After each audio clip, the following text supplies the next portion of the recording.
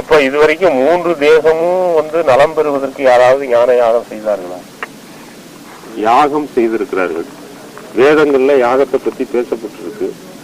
யாகங்கள் என்பது அதுக்கு அது கர்மயோகத்தை சேர்ந்தது. அதாவது பல்வேறு இது வருது, அத்திராயணங்களை அதுக்கு பேரு இது சொல்லுவாங்க.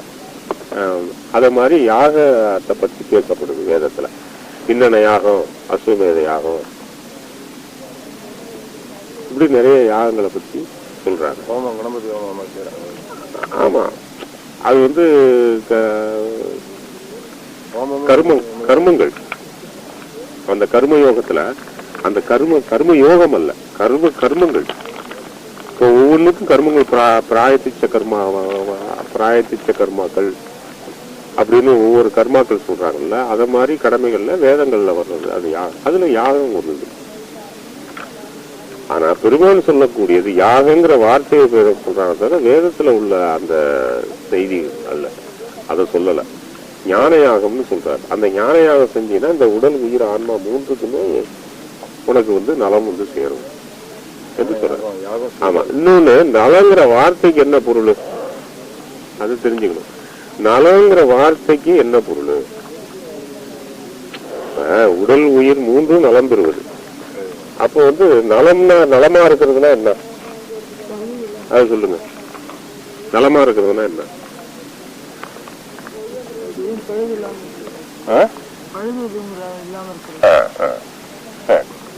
அப்புறம் என்ன சிறப்பா? செழிப்புற்று இருப்பது, செழிப்பா இருப்பது, நலமா சிவமாக இருப்பது. புரியுது மாதிரி நீங்க அதுதான் இப்ப இந்த பழுதற்று இருக்கிறது உடல், அதாவது அதுல ஊனம் இல்லாம பழுது இல்லாம ஆகிறது அப்படின்னு. அதுல பெருமான் சொல்றது ரொம்ப எளிமையா புரியுறது மாதிரி. நம்மெல்லாம் கூட வார்த்தை படிச்சத ஏதோ வார்த்தைகளை உபயோகப்படுத்துறோம். பெருமான் தடையில்லாத வாழ்வுன்னு ஒண்ணு சொல்றாரு தெரியுமா? தடையற்ற வாழ்வு, தடையில்லாத வாழ்ற வாழ்வு, அதுதான் நலம். ஒருத்தன் நலமா இருக்கான்னா தடையில்லாத வாழ்வு உடையவன் தான். இப்ப யுகத்தை எடுத்துக்கிட்டா, யுகத்துல ஒருத்தன் நலமா இருக்கிறான்னா தடையில்லாத வாழ்வு வாழணும். என்ன தடையில்லாத வாழ்வு? இது ஒன்றும் சொல்ல வேண்டியதில்லை, எல்லாருக்கும் புரிஞ்சிடும். ஏன்னு கேட்டா இதுக்கு நேர் எதிர்மாறா வாழ்ந்துகிட்டு இருக்கோம். எதை தொட்டாலும் தடை, எல்லாத்துலயும் தடை, தடையில்லாத வாழ்வு. அப்ப தடையில்லாத வாழ்வுன்னா என்ன அர்த்தம்? என்ன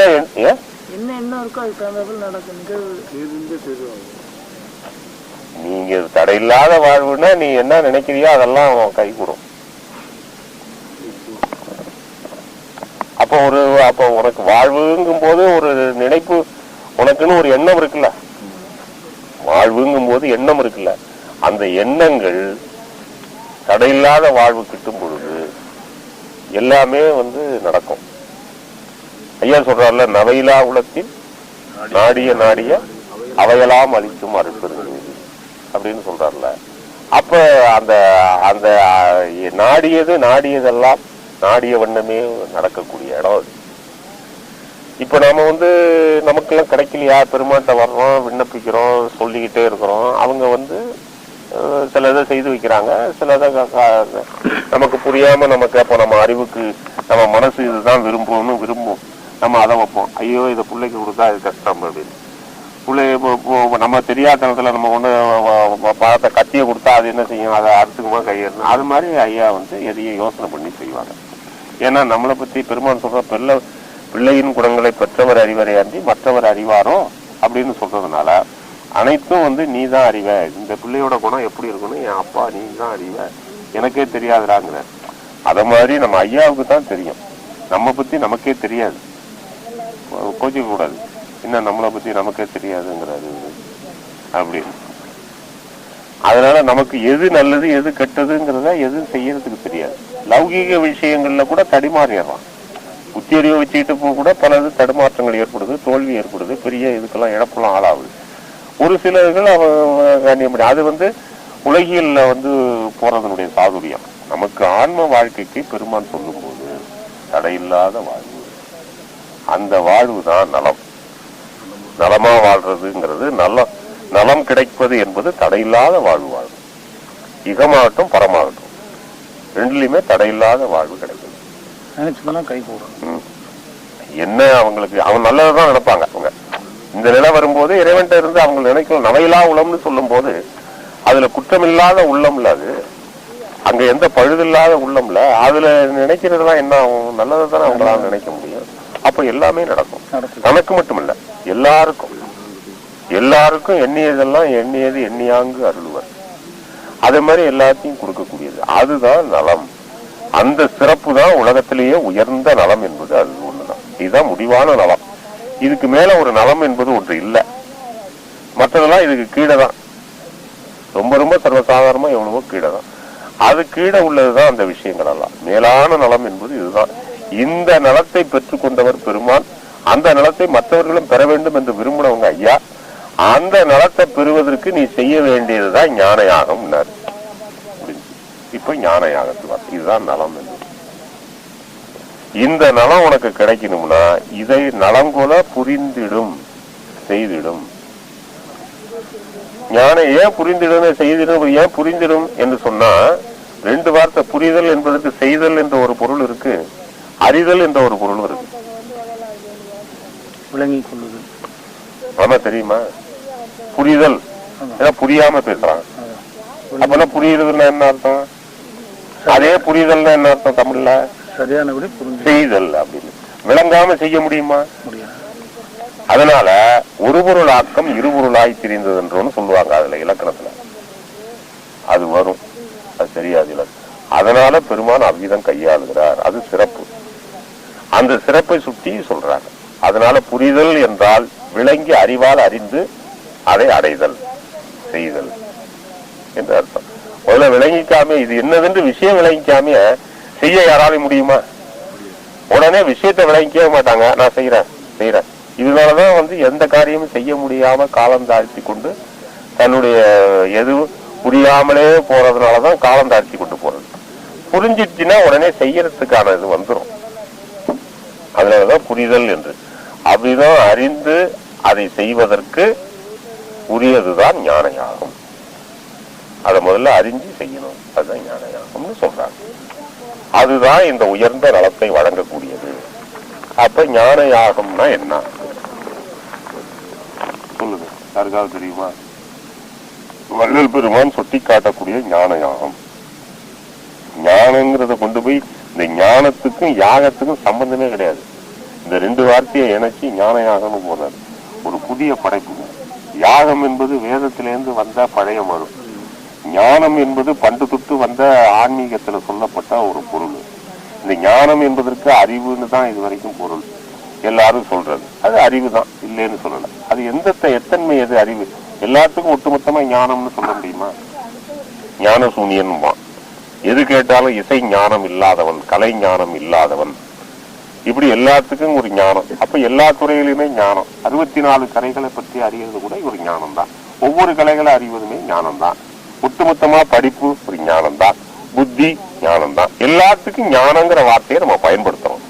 ஆனா இந்த அப்படி வரக்கூடாது. பெருவார்த்தை வந்துட்டோம்னா ஞானம் என்ற வார்த்தைக்கு சுத்த மெய் அறிவு என்று பொருள். சுத்த மெய் அறிவு என்று பொருள். இந்த சுத்த மெய் அறிவை தான் ஞானம்னு சொல்லணும். மற்றதெல்லாம் சொல்லக்கூடாது. இப்ப இவ்வளவு நேரம் பேசின ஓவியா ஞானம், இசை ஞானம், அந்த ஞானம், இதெல்லாம் சுத்த மெய்யறிவுல வந்ததா? அப்ப அதையெல்லாம் ஞானம்னு சொல்லலாமா? உலக வழக்குல சொல்றாங்க. அதனால போடா போது சொல்லிக்கிட்டோம். சுத்த மெய் அறிவு அதான் சுத்த ஞானம்னு பேரு.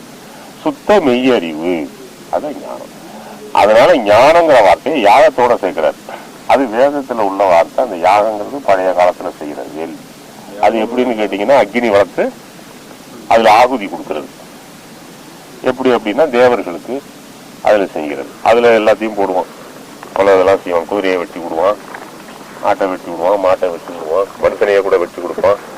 பல இதெல்லாம் செய்வான். கொடுமையெல்லாம் நடந்தது. இதுக்கெல்லாம் யாகம், வேள்வி, யாகம் செய்யறது, வேள்வி செய்யறதுன்னு அப்போ பேர். ஆனா தமிழ் வார்த்தை. இந்த வேள்வி என்பது யாகம் என்பது பன்னெடுங்காலமா இருந்தது. அத ஞான வேள்வி ஞான யாகம்னு ஐயா தான் சொல்றாரு. இப்ப சுத்த மெய்யறிவை விளைவிக்கக்கூடிய யாகம் அர்த்தம். நான் அப்படியே இது மாதிரி கொண்டு வரேன், லெசன் மாதிரி. சுத்த மெய் அறிவை விளைவிக்கக்கூடிய யாகத்தை செய்யுங்கிறார். அதை செஞ்சீன்னா உனக்கு இந்த நலம் வந்து சேர்ந்து விடும். ஈஸியா சொல்றாரு. அப்ப அந்த வேள்வி, அந்த ஞான யாகத்தை எப்படி செய்யும்? யாகத்துக்கு என்னென்ன வேணும்? யாகத்துக்கு என்னென்ன வேணும்? முதல்ல என்ன வேணும்? ஒரு நெருப்பு, அக்னி குண்டம் வேணும். அந்த அக்னியில தான் அதை செய்யணும். அக்னி இல்லாம யாகம் செய்ய முடியுமா? சொல்லுங்க. இல்ல செய்ய முடியும்னு சொல்லுங்க. இங்க செய்யறாங்கல்ல, அந்த ராசாக்கள் காலம், அந்த காலம் அக்னி. அக்னி இல்லாம செய்ய முடியாது, நெருப்பு இல்லாம செய்ய முடியாது. ஏன்னா அந்த ஆகுதியை இவன் கொடுக்கிற அந்த அபிஷாஷனுக்கு, அந்த ஆகுதிய பெற்றுக்கொள்வது தேவர்கள் வந்து பெற்றுக்கொள்வதற்கு உள்ள மீடியம் அது. அந்த இது அக்னி வழியா தான் வருவார். தண்ணி வழியா வரக்கூடிய தேவர்கள், அக்னி வழியா வரக்கூடிய தேவர்கள், காற்று வழியா வரக்கூடிய தேவர்கள், இப்படி வேதங்கள்ல சொல்லப்பட்டிருக்கு. அதுக்கு அது மெயின் வந்து அக்னி தான். அக்னி இல்லாம எந்த முனிவர்களும் ஏழ்வி யாகம் எல்லாம் செய்ததில்லை. அதனால இப்ப இதுல இருந்து என்ன செஞ்சுக்கிட்டீங்க? யாகம் என்றால் அக்னியில செய்யணும். புரிஞ்சுட்டீங்களா? சுத்த மெய்யறிவை பெறுவதற்கு அப்ப அந்த யாகத்துல என்ன பண்ணணும்? அடுத்தது அந்த வேள்வியில, அந்த நெருப்புல அதுக்கு ஆகுதி பண்ணணும். அதுக்குதான் ஆகுதின்னு பேரு. ஆகுதினா நீங்க அதை இடணும். ஏதாவது ஒரு பொருளை விடணும். அது பல பொருளை விடலாம். நவதானியங்கள், அது இது போக்குவரத்து, ஏகப்பட்ட பொருள் இருக்கு, பட்டியலும் இருக்கு. அதெல்லாம் கொடுக்கலாம். உயிர்களை கூட பலி கொடுப்பான், ரத்தத்தை எல்லாம் என்னென்னமோ கொடுத்துருக்கான். அது கடந்துட்டு போகுது. ஆனா நான் கொண்டு வர கருப்பொருளை மட்டும் தெரிஞ்சுங்க. யாகம் என்றால் அக்னி, நெருப்பு. அதுல ஆகுதி என்றால் அதுல பண்ணணும். அது தெரிஞ்சுட்டீங்கல்ல, அதுதான் யாகம். அப்ப சுத்த மெய்யறிவை பெறுவதற்குரிய அக்னியில நீ கொடுக்க வேண்டியது. அப்ப சுத்த மெய்யறிவை பண்றது, அந்த அறிவை பெற்றுக் கொள்வதற்கு நீ அக்னியில கொடுக்க வேண்டியது என்ன? எந்த அக்னியில எதை கொடுக்கணும்? கொடுத்தீங்கன்னா உனக்கு வந்துருது மெய்யறிவு. எங்க வந்துட்டாரு பாருங்க. புரியுதா? ஈஸியா. அதாவது சுத்த மெய்யறிவு விளைய வேண்டும் என்றால் அந்த அக்னியில, நெருப்புல, அந்த நெருப்பை கண்டுபிடிக்கணும். எந்த நெருப்புல கொடுக்கறது? இந்த யாகம் செய்யறதுக்கு நீ இங்க வளர்த்தலாம். நெருப்பு கொண்டு வந்து துள்ளிய போட்டு, கட்டையை போட்டு, சந்திர கட்டையை போட்டு, அதை போட்டு, இதை போட்டு, காட்டுல இருந்து சுத்தி எடுத்து வந்து அதை போட்டு கொளுத்தி விடுவார். அது நெருப்புல வந்துருவாரு இந்த தேவர்கள். நீ இந்த மெய்யறிவு, சுத்த மெய்ஞானம் என்பதை உண்டாக்கி கொள்வதற்கு என்றானா அதை எந்த நெருப்புல போடுவார்? அப்ப அணையாத நெருப்புல போட முடியுமா? அணையாத நெருப்புல போடணும். அணையாத நெருப்பு எங்க இருக்கு? கண்டுபிடிங்க. உடனே கண்ணை மூடிட்டு யோகா அக்கினி, அதை அக்கினி, கண்ணுக்கு தெரியாத, அறிவுக்கு புலப்படாத, அனுபவத்துக்கு சம்பந்தம் இல்லாத கற்பனையில பேசக்கூடாது. இப்படி எல்லாம் காலம் கடந்து போச்சு. பிரத்யட்சமாக அணையாத நெருப்பு ஒண்ணு எரிஞ்சுக்கிட்டே இருக்கு. காற்றாலே அவியாத கற்பூர விளக்கு. ஒன்னும் இல்லாதத பார்க்காததெல்லாம் சொல்லக்கூடாது. புருவமத்திக்குள்ள இருக்கு, அதுக்குள்ள இருக்கு, இதுக்குள்ள இருக்குன்னு இப்படியே சொல்லி சொல்லி காலமெல்லாம் போச்சு. அணையாத நெருப்பு உலகத்துக்கே ஒளி கொடுத்துக்கிட்டு இருக்கு, எல்லாத்துக்கும் இருக்கு. அப்படி இருக்கிற நெருப்பு பிரத்யட்சமா இருக்கு. எல்லா உயிர்களும் பாக்குது, எல்லா உலகமும் பாக்குது. எல்லாத்துக்கும் தோற்றமான பொற்பாகம். அற்புதமான அக்னி, சுத்த அக்னி, சாதாரண அக்னி இல்ல. அப்படிப்பட்ட அக்னி இருக்கு. அந்த அக்னியில ஆகுதி பண்ணணும். வந்துட்டா அதுதான் ஞான யாகம். இப்படி கொண்டு வந்து அதை முடிச்ச. இது நலத்தை ஒரு மனிதனுக்கு பெருமான் சொன்ன மாதிரி உடல், உயிர், ஆன்மா ஆகிய மூன்றுக்கும் தடையில்லாத வாழ்வை அளிக்கக்கூடிய இம்மை, மறுமை, பேரின்பம் ஆகிய மூன்று பெரும் பயனையும் வாழ்வையும் அளிக்கக்கூடிய தடையற்ற வாழ்வாகிய அந்த பெரிய லாபத்தை வழங்கக்கூடிய ஒரே இடம் அந்த ஞான யாகம். அந்த ஞான யாகம் என்பது தடையில்லாத எரிந்து கொண்டிருக்கக்கூடிய அந்த தடையற்ற அந்த அக்னி இடத்தில் செய்யக்கூடிய யாகம் ஆகுதி. அப்ப ஒன்ன நீ அங்க கொடு என்பதுதான் ஞான யாகம். எவ்வளவு அற்புதமா இதுல வச்சிருக்கிற. இது எந்த யூனிவர்சிட்டியாவது போய் இந்த ஞான யாகத்துக்கு தேடிட்டு யாகியான 100 பக்கம் எழுதி வச்சிருப்போம். 100 பக்கம் எழுதியிருப்போம். இந்த தத்துவங்களை மூட்டை மூட்டையா கழுதியில வண்டியில சமைச்சிட்டு வந்தது மாதிரி ஒவ்வொன்றுக்கும் தீபம் தத்துவ வழக்கம்னு அந்த காலத்துல எழுதுவோம். வேதாந்திக மூட்டை மூட்டையா அது மாதிரி எழுதிட்டு இருக்க வேண்டியது. இவ்வளவுதான் பெருமான் சொல்லி வச்ச உழவு. இதை தவிர வேற வழியே கிடையாது. ரொம்ப அற்புதமா சொல்லியிருக்காரு ஞான யாகத்திடை. அதில் வளம் சுழிக்கும். அது ஒண்ணு விட்டு போச்சு.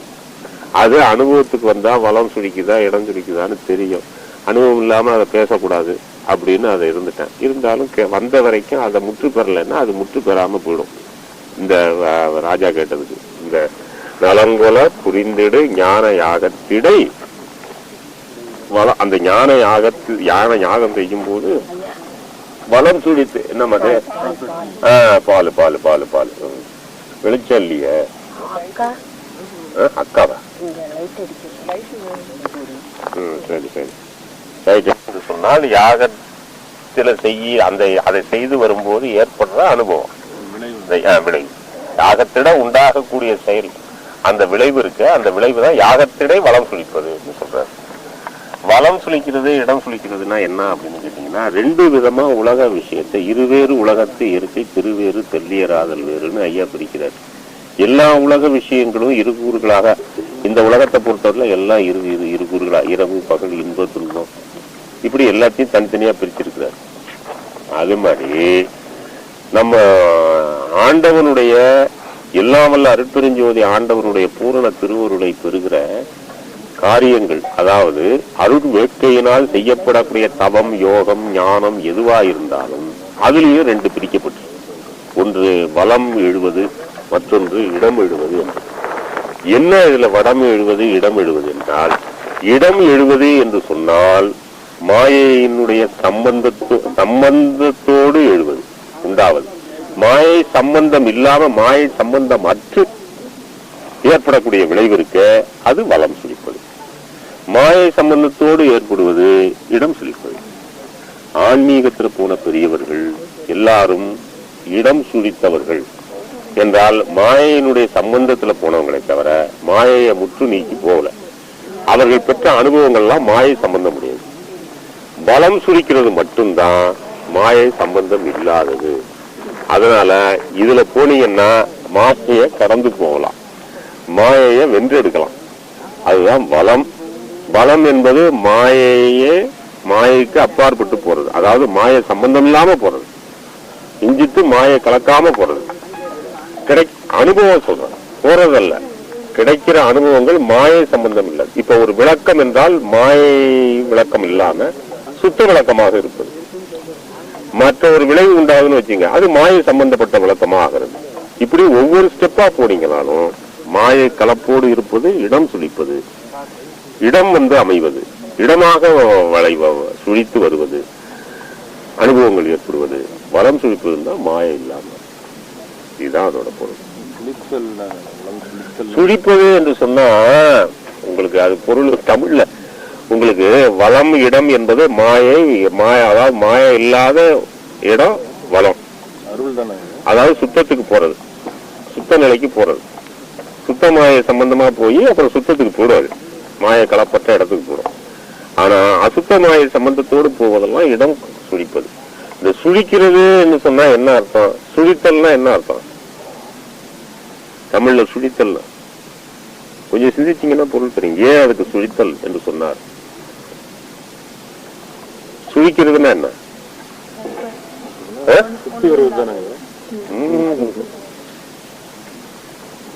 சுழி கேள்விப்பட்டதில்ல?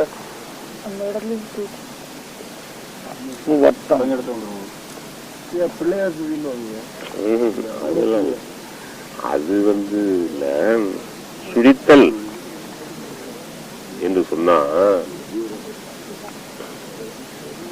நிலை பெறுவது, நிலை ஒரு இடத்திலேயே, அதாவது ஒரு இடத்துல நிலை, அதாவது ஒரு இடத்திலேயே ஆழ்ந்து ஒரே இடத்துல ஆழ்ந்து போறது, அதுக்கு பேரு சுழித்தல்னு பேரு. இப்ப நீர் சுழித்தல் என்று சொன்னா கீழே இருந்து அடியிலிருந்து வரும். மேல மட்டும் இருக்காது, அது கீழே போட்டீங்கன்னா அது சுடலானது என்ன செய்யணும், அதுல மேல சுழிச்சு அப்படியே உள்ள சுடல் ஆகப்பட்டானா உள்ள போயிடுவான். ஏன் இப்படி உள்ள போறான்? சுழல் என்பது சுழற்சி, அதாவது சுழற்சி வேறு, சுழிப்பது என்பது, சுழிப்பது என்று சொன்னால் அழுந்தி செல்லுதல், ஒரு இடத்துல அழுந்தி செல்லுதல் என்று பொருள், தமிழுக்கு நேர் பொருள்.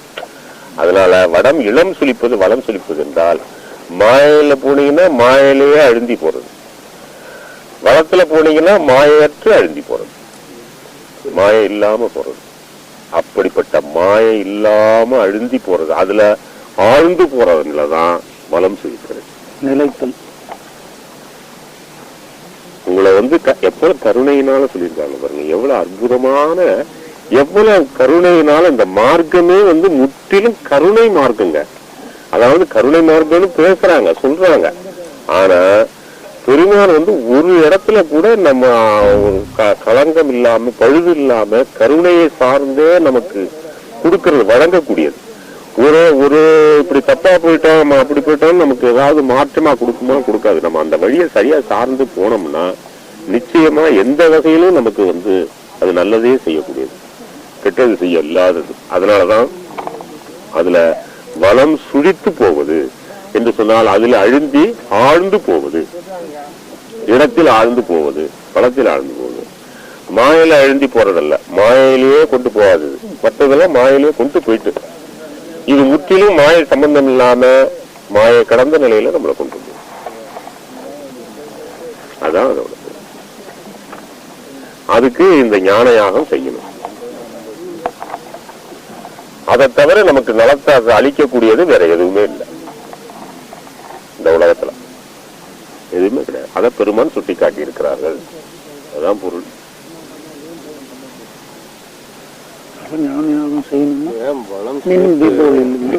தீபாவளி அந்த ஞான யாகத்துக்கு இட்டுட்டு போறதுதான் இந்த தீபம். ஒவ்வொரு மனிதனையும் ஞான யாகத்துக்கு கொண்டு போறதுதான் அது. நமக்கு எது நம்ம சரியா செய்தோம்னு சொன்னா, பெருமான் நம்மளை எந்த இடத்துக்கு நம்முடைய உண்மையான நம்முடைய மெய்நிலை, அதாவது மெய்யான அன்பு, மெய்யன்பர் உலகத்தில் மெய்யாய் தோன்றும் ஐயா சொல்றாங்க. அந்த மெய்யன்பரா நம்ம இருந்தோம்னா, நாம அதை செய்தோம்னா நிச்சயமா நமக்கு மெய்யான இடத்தை அழைச்சிட்டு போகும்.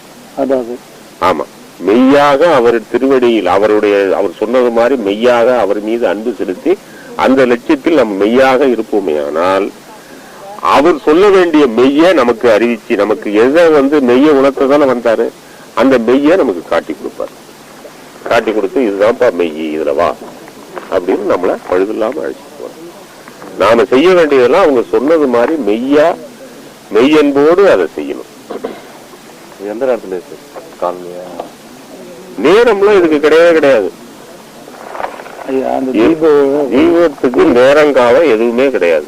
தீபத்துல எப்ப வேணாலும் செய்யலாம். நீங்க எப்ப உங்களுக்கு செய்யணும்னு தோணுதோ அப்ப எல்லாம் செய்யலாம். தோன்றதில்ல, செய்யணுங்கிற ஒரு இது ஏற்படும் போது கடமைக்காக செய்யக்கூடாது. அதாவது இது தோன்றது கடமைங்கிற வார்த்தையெல்லாம் வேற. அதாவது நாம இதுக்குத்தான் நம்ம வந்திருக்கிறோம். என்னுடைய எண்ணம் அப்படித்தான் வரும். அது எப்படி அத கடமைன்னு சொல்ல முடியுமா? அத கடமைன்னு சொல்ல முடியும். கடமைங்கிற வார்த்தை ரொம்ப உயர்வான வார்த்தை தான், சொல்லலாம் கடமையாக செய்ய வேண்டும் என்று. இப்ப அந்த கடமைங்கிற வார்த்தை பழுதுள்ளதா போச்சு. கடமை இப்பதான் நான் சொன்ன இருக்கு. இப்ப நான் சொன்னேன்ல, அதை விட்டுட்டாங்க அப்படியே. ஏன்னா அது ஏறல போல இருக்கு. நான் என்ன சொன்னேன்